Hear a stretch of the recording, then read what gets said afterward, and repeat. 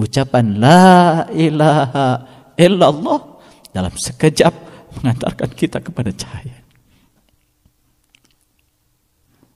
Tapi bagi mereka yang tidak tahu, ucapan la ilaha illallah, la ilaha illallah, la ilaha illallah, kosong. Tidak ada. Ternyata Allah mengatakan Allahu la ilaha illa Allah, tidak ada ilah kecuali Dia. Tidak ada yang patut dipertuhankan kecuali Dia.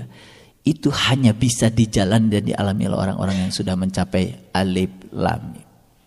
Baru kita akan merasakan huwal hayyul qayyum, Dia yang maha hidup dan senantiasa berdiri sendiri. Lalu kita menyerap sifat itu, hidup berdiri sendiri.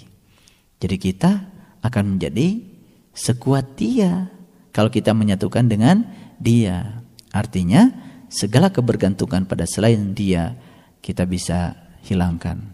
Yang ada cuma Dia, yang ada cuma Dia, yang ada cuma Dia. Gitu. Kita kan sering baca ayat kursi ya. Ya, Allahu la ilaha illa huwal hayyul qayyum. Sering baca, cuman baca ayat kursi cuma sekedar untuk mengusir hantu. Ya. Ya, padahal hantunya enggak di luar, hantunya di dalam diri kita sendiri. Ya, segala Tuhan, ya, segala Tuhan selain Allah tuh hantu. Paham? Jadi segala Tuhan selain Allah itu namanya hantu. Jadi hantu-hantu yang kayak gitu itu bisa diusir dengan Allahu la ilaha illa huwal hayyul qayyum. Kalau kalimat ini dialami menjadi suatu pengalaman spiritual, dengan sendirinya kita akan bersih. Jadi rasa khawatir, rasa takut pada selain Tuhan hilang musnah dalam seketika, karena kalimat itu menjelmakan pengalaman spiritual tambahan untuk menguatkan pengalaman spiritual yang sebelumnya. Jadi kalau begitu, bagaimana cara mengusir hantu? Cara yang paling ajaib adalah bukan mendatangkan tim pemburu hantu. Semakin loba hantu di imah kita. Ya. Ya. Iya, karena yang datang pun sudah hantu. Iya. Kan hantu tidak mungkin bisa diusir kalau bukan oleh teman-temannya. Betul nggak? Iya. Itu tukang sol sepatu pasti iri hati dengan tukang sol sepatu lagi. Betul nggak? Ya. Tukang sayur pasti iri hati dengan tukang sayur lagi. Gak mungkin tukang sayur iri hati sama guru. Ya, guru SD iri hati dengan guru SD lagi, betul nggak? Kok dia bisa beli mobil, kok saya enggak? Pasti begitu kan? Sesama guru, betul nggak? Iya. Tapi jangan kemudian mengatakan seorang mursyid iri hati dengan mursyid lagi. Kalau masih iri hati bukan mursyid. Kalau tukang tol sepatu mah nggak apa-apa. Ini beda, agak beda. Jadi jangan menggunakan kalimat analogi yang salah. Saya harus kasih pencerahan ya supaya ngerti. Ya kalau soal sepatu sih nggak masalah dengan soal sepatu. Level soal sepatu, ya kan? Itu maksud saya. Supaya cerah pikiran. Nah, mari kita lihat. Alif lam mim. Allahu la ilaha illa huwal hayyul qayyum. Kemudian nazala alaikal kitab bil haq. Musaddiqal lima baina yadai wa anzala Taurat wal Injil. Ini penting nih saya bicara ini. Dia menurunkan kitab. Ini nggak ada dalam tanda kurung Quran, nggak ada. Itu hanya terjemahnya saja. Betul? Nazala alaikal kitab. Dia telah menurunkan kepadamu kitab dengan sebenarnya, bil haq. Ini saya mau kasih tahu. Apakah betul kita sudah ketiban kitab yang sebenarnya? Betul? Kalau kita sudah ketiban kitab yang sebenarnya, ujungnya apa? Kemudian musaddiqal lima baina yadaihi wa anzala Taurat wal Injil. Ya, membenarkan kitab yang telah diturunkan sebelumnya dan menurunkan Taurat dan Injil. Jadi, kata Taurat dan Injil, saya mau nanya, Taurat diturunkan pada siapa? Pada Nabi Musa kan? Nabi Musa kan Bani Israel. Betul nggak? Berarti Taurat untuk siapa? Untuk Bani Israel. Siapa Bani Israel? Orang yang berjalan menuju Tuhan. Awas ya. Harus pintar ya dapat pengajian dari saya. Injil turunkan pada siapa? Pada Nabi Isa. Nabi Isa itu siapa? Nasoro. Orang yang dapat pertolongan. Jadi kalau begitu, Taurat dan Injil, Taurat diturunkan kepada orang yang berjalan menuju Tuhan. Kemudian Injil diturunkan pada orang yang dapat pertolongan dari Tuhan. Lalu dia pun berjalan di jalan Tuhan. Jadi kalau gitu Taurat dan Injil untuk siapa? Ya untuk dia. Mengerti sekarang? Untuk dia. Dia ya dalam tanda kutip. Paham sekarang? Ya jangan menjadi anti. Nah ternyata kita akan paham itu kalau sudah kepadamu diturunkan kitab. Kitab yang diturunkan padamu itulah yang akan membenarkan kitab yang sebelumnya. Betul nggak? Iya. Nah kitab yang mana? Yang sama-sama dilihat oleh orang-orang yang sebelumnya, oleh leluhur kita itu kitab semua itu. Betul ya? Kan kitab itu kalamullah. Kalam itu sifat Allah zat. Ya kalamullah ya sifat dan zat yang melekat. Ya nyatu. Itulah wajibul wujudnya. Itulah kitab yang sebenarnya. Bisa dipahami. Jadi ini nanti nyambung dengan yang tadi. Jadi luar biasa sistematikanya Al-Quran itu. Ingin jadi keluarga Imran? Ingin? Ya harus alif lam mim dulu. Setelah alif lam mim baru kita bisa tahu, oh itu Allah. Betul nggak? Kalau gitu nggak ada Tuhan selain Dia. Kalau sudah tahu, karena Dia yang selalu hidup dan berdiri sendiri. Betul nggak? Lalu kita merasakan hidup, ya kan? Nah, bergantung pada Dia yang berdiri sendiri. Kemudian ayat berikutnya diturunkan, Dia menurunkan itu. Ya, jadi Allah yang maha hidup tadi, yang maha berdiri sendiri menurunkan kepada kita apa? Satu kitab, yang kitab itu kalau diturunkan pada seseorang, dia bisa membenarkan kitab-kitab yang sebelumnya. Apa namanya kitab sebelumnya? Taurat dan Injil, kan? Jadi pintar, ya. Nah, kemudian ya, sebelum menjadi petunjuk bagi manusia, dan dia menurunkan Al-Furqan.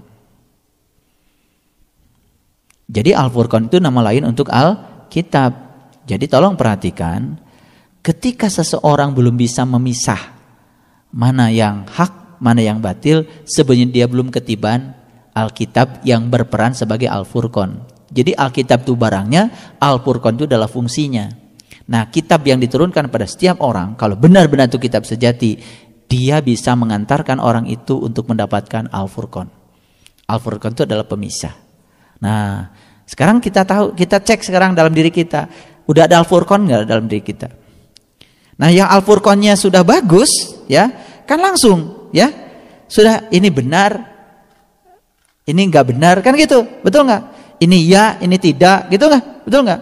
Nggak ragu-ragu, tidak perlu komunikasi lagi, langsung. Karena yang dari sini itu kan murni. Nah, Al-Furqan itu ternyata hidup pada setiap orang, karena dia datang dari yang maha hidup. Nah sekarang tinggal tugas kita adalah memfungsikan Alkitab kita menjadi Al-Furqan. Jadi sebenarnya kalau kitabnya kita itu sudah jadi Al-Furqan, hidup. Ya sudah, pilihan-pilihan itu datang dari dalam. Ya tidak, ya tidak, ya tidak, sudah. Jadi tidak perlu lagi kita kemudian memasuki area-area yang abu-abu karena sudah hidup. Nah kalau kita masih sering memasuki area yang abu-abu itu, sebetulnya kitab yang diberikan pada kita belum berperan menjadi Al-Furqan. Nah inilah latihan awal untuk bisa menebus ayat-ayat yang mutasyabihat. Nah yang sudah dapat kitab tapi belum hidup Al-Furqannya, dapat dia paling ayat-ayat yang bersifat muhkamat saja. Itu pun baru tafsiran dia. Makanya Quran kalau ditafsir pakai akal, benar saja itu salah. Jadi Quran kalau ditafsir pakai akal, benar saja tafsirannya itu salah. Gimana maksudnya? Gini. Ada satu statement. Statement ini dikira-kira oleh kita. Oh ini kali aja begitu. Nah ilmu kali aja kita ternyata pas. Itu aja salah. Kenapa? Belum ngalami kita. Tetap saja bahasanya bahasa duga-duga. Betul nggak? Ngerti maksud saya? Nah, harus pintar ngajinya ya. Nah lain lagi kalau orang yang sudah ngalami ayat itu. Dia memahami itu karena dia mengalaminya. Udah jelas itu bilhaq. Gak ada keraguan. Gitu.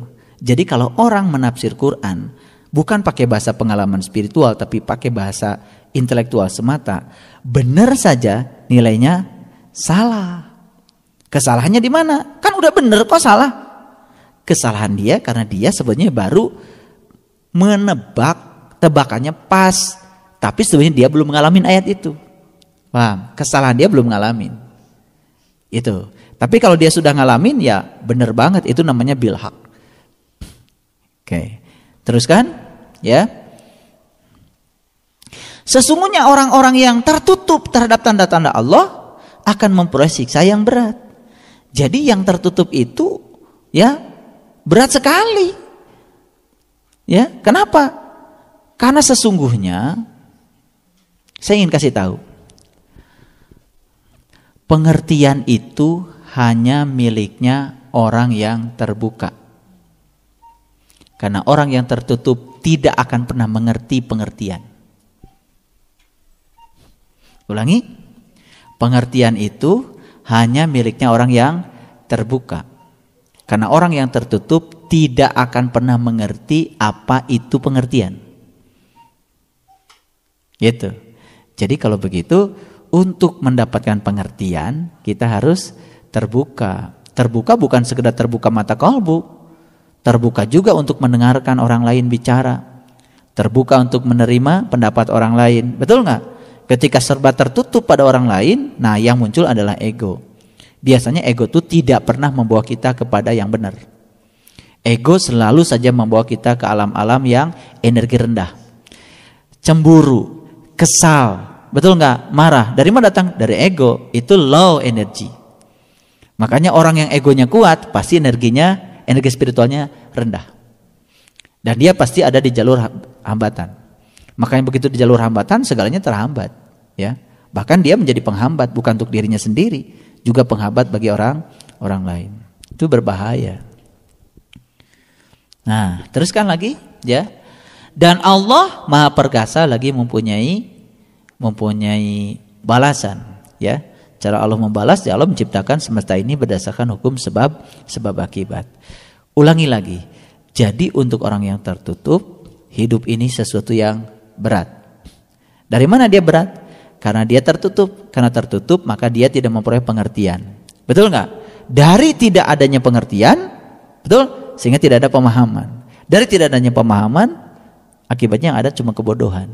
Itu yang disebut dengan orang-orang yang jahil, orang-orang bodoh. Makanya seburuk-buruknya makhluk ada orang-orang yang tidak bisa mengingat Tuhan.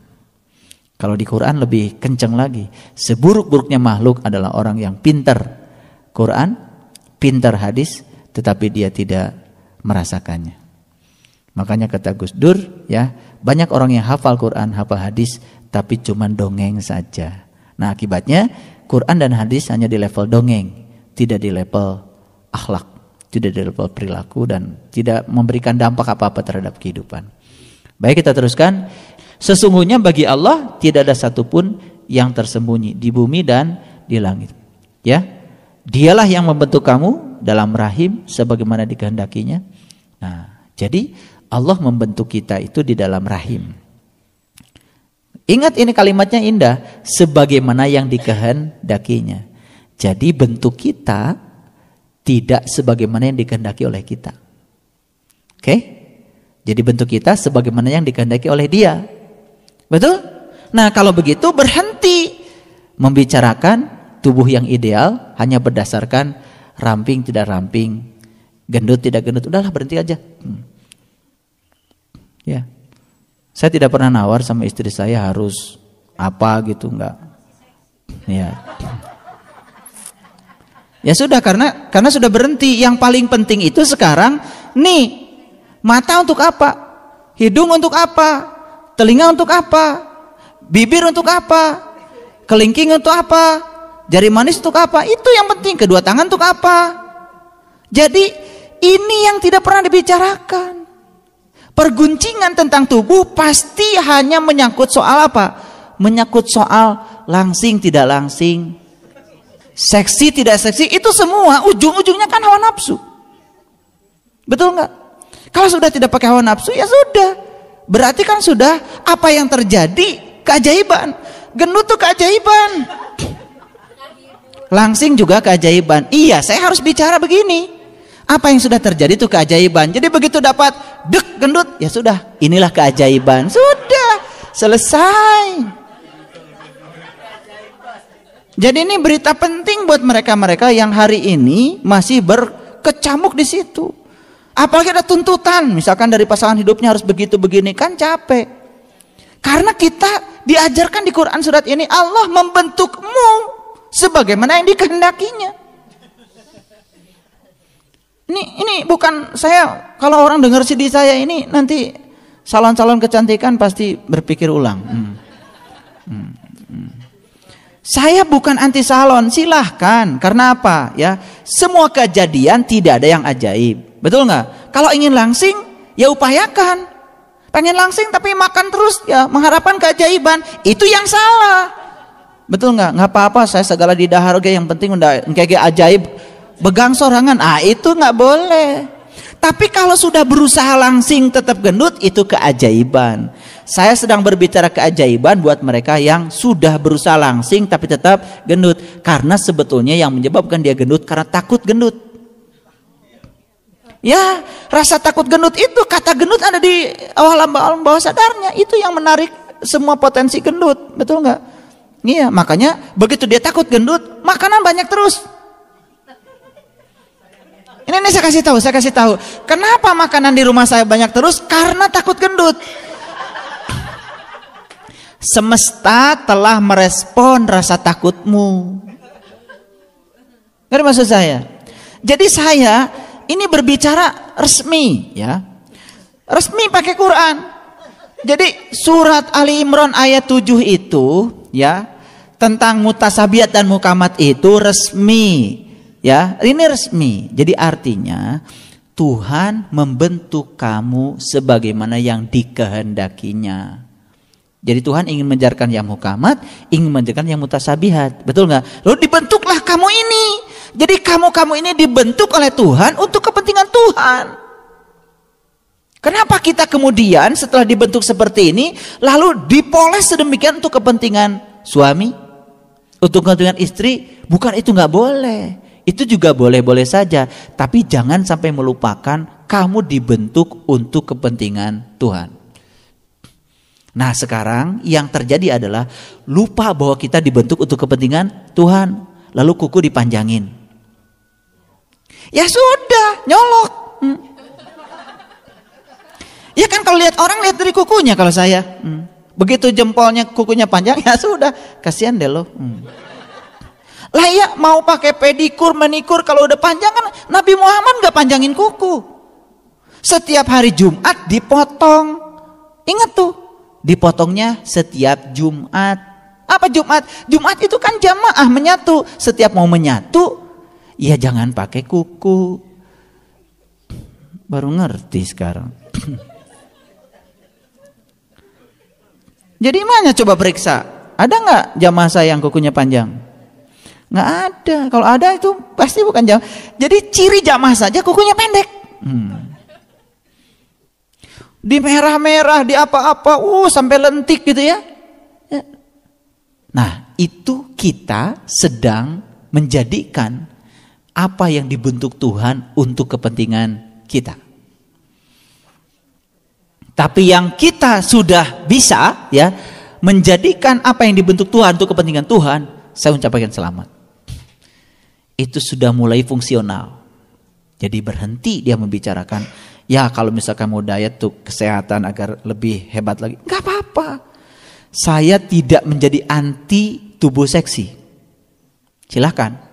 Tetapi harus ingat bahwa Anda dibentuk seperti ini untuk kepentingan Tuhan.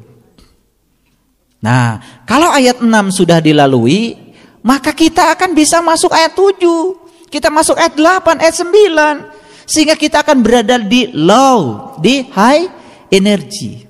Kita ada di jalur bypass, bebas hambatan. Oke, kesimpulan. Jadi sekarang mari kita tempatkan diri kita di jalur bebas hambatan, high energy. Kalau begitu gak boleh kesel lagi ya, gak boleh kecewa lagi ya, gak boleh sedih lagi ya. Nih, yang masih muram mukanya udah sukacita. Terimalah kehidupan ini sebagai hadiah besar dari Allah. Jangan sia-siakan kehidupan ini. Jangan tempatkan dirimu di jalur banyak hambatan. Nanti hambatan ini akan merembet pada hambatan spiritual, merembet pada hambatan emosional, merembet pada hambatan fisikal, merembet pada hambatan relasional, merembet pada hambatan finansial. Kalau relasional kita sudah terganggu, finansial kita pasti terganggu. Betul nggak? Sebenarnya cara Allah memberi rezeki kan tidak dari langit, pasti dari relasi kita. Betul nggak? Iya, dari sahabat kita. Betul nggak? Iya. Lagi berdiri di pinggir jalan, ada sahabat kita lewat, kayaknya nggak punya ongkos. Ya, tahu, ya. Sahabat sejati itu pasti tahu, ya. Sahabat sejati itu adalah orang yang tidak pernah membuka aib kita pada siapapun, sekalipun dia disakiti oleh kita. Itu ciri sahabat sejati. Dia tahu aib kita, sekalipun dia disakiti oleh kita, dia tidak pernah membuka aib kita pada siapapun. Itu sahabat sejati. Itu karena dia sudah mencintai kita, karena sudah ada pikiran, sudah ada kekuatan positif di dalam dirinya. Baik, hari ini saya memberikan sesuatu yang luar biasa. Ini jalan tol menuju spiritualitas. Ali Imran 1 sampai ayat yang ke-9 ini luar biasa. Makanya doanya supaya kita berada di jalur bebas hambatan. Rabbana la tuzigh qulubana ba'da idh hadaitana wa hab lana min ladunka rahmatan innaka antal wahhab. Sudah hafal doa ini semua? Hafal, cuman selama ini enggak ngerti. Kuping-kuping nak. Karena banyak orang yang baca Robana ya ngiluan we duka naon eusi nama.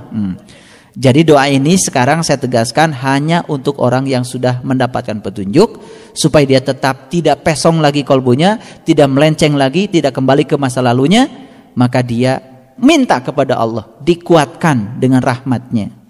Nah, rahmat Allah akan menguatkannya kalau dia bersedia untuk dikuatkan. Allah bukan Doraemon. Begitu kita minta dikuatkan kita jadi kuat, tidak. Begitu minta dikuatkan kita akan diberi banyak masalah. Paham sekarang? Para nabi, para rasul, para bijak, para suci tidak ada dilahirkan di lingkungan yang mudah dan beradab. Hampir semua nabi dan rasul dan orang-orang suci dihadirkan di lingkungan orang-orang yang susah. Nelson Mandela untuk menjadi orang bijak harus 27 tahun beliau di penjara. Ya, dengan politik apartheidnya. Ya, karena kulit hitam kemudian harus diasingkan. Jadi seakan-akan orang yang hitam tidak punya hak untuk hidup bahagia. 27 tahun di penjara itu tebusannya beliau untuk menjadi orang bijak. Tapi begitu keluar Nelson Mandela ditawari oleh staf-stafnya, kita balas saja orang yang memenjarakan Anda. Kemudian Nelson Mandela, tidak. Karena mereka telah berjasa mengantarkan saya menjadi saya yang hari ini. Luar biasa. Ya, Nelson Mandela. Kemudian beliau pergi dengan tenang. Subhanallah. Dan semua nabi dan semua rasul begitu. Nabi Muhammad ketika ditawari ditawari untuk membalas semua orang-orang yang telah menyakitinya, Nabi Muhammad cuma mengatakan, dia melakukan itu padaku semata-mata karena dia tidak tahu. Makanya beliau berdoa, Allahumma hdi qaumi fa innahum la ya'lamun. Tuhan, tunjukkan jalan pada dia, berikan hidayah pada dia. Dia melakukan itu padaku semata-mata karena dia tidak tahu. Tidak tahu. Orang yang tidak tahu tidak boleh dihukum. Jangan kita memaksakan orang lain untuk mengerti apa yang kita ingin dimengerti. Kita harus memberikan pengertian. Jangan memaksakan kehendak pada orang lain. Sekarang sudah diajarkan doa untuk berada di jalur bebas hambatan. Doa saja tidak cukup, tapi kita harus menempatkan diri kita di jalur bebas hambatan. Pak, bisa nggak saya di jalur bebas hambatan waktu macet? Bisa. Bebas hambatan dalam macet. Bisa nggak Pak saya berada di jalur bebas hambatan ketika banyak orang yang menyakiti? Bisa.